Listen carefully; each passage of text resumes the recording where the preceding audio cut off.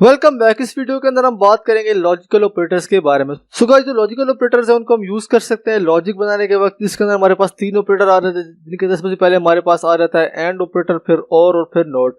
सो जो and operator होता है वो कुछ इस तरीके से काम करता है। इसके दोनों साइड पे हम कुछ कंडीशंस हैं वो डिफाइन करते हैं। जब तो दोनों कंडीशंस हैं वो ट्रू होती हैं तो फिर जो उसका रिजल्ट होता है वो ट्रू मिलता है। अगर यहाँ पे इनमें से एक भी कंडीशन जो है वो फॉल्स हो जाती है तो हमें जो रिजल्ट होता है वो फॉल्स की शक्ल में जो है वो मिलता है। तो उसके लिए हम यहाँ पे जो एम्परसेंड का एंड का साइन होता है कीबोर्ड के ऊपर, वो हम यहाँ पे जो है वो यूज करते हैं 2 दफा। तो यहाँ पे इसके राइट साइड के ऊपर भी जो है वो हम एक कंडीशन लगाते हैं और लेफ्ट साइड के ऊपर भी जो है वो हम एक कंडीशन जो है वो लगाते हैं। फिर दोनों जो कंपेयर होती है, अगर दोनों ट्रू हो जाती है कंडीशन, तो फिर इसका जो रिजल्ट होता है वो हमें ट्रू जो है वो मिलता है।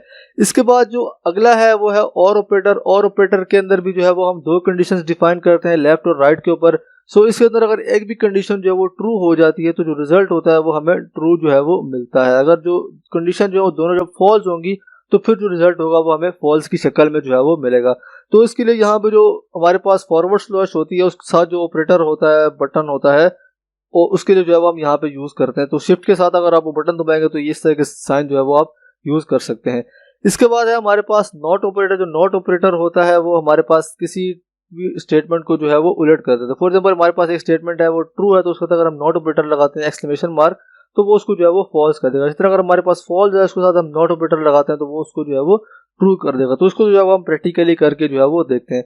तो मैं यहाँ कंसोल के अंदर आ गया तो मैं यहाँ पे सबसे पहले एंड ऑपरेटर का बता देता हूँ आपको। तो मैं अगर मैं यहाँ पे लिख देता हूँ ट्रू एंड फॉल्स, अगर मैं यहाँ पे जो है वो लिख देता हूँ तो यहाँ पे हमारे पास जो एक स्टेटमेंट होगी वो यहाँ पे आप देख सकते हैं कि एक कंडीशन जो है वो यहाँ पे फॉल्स होगी, मतलब यहाँ पे ट्रू एंड फॉल्स।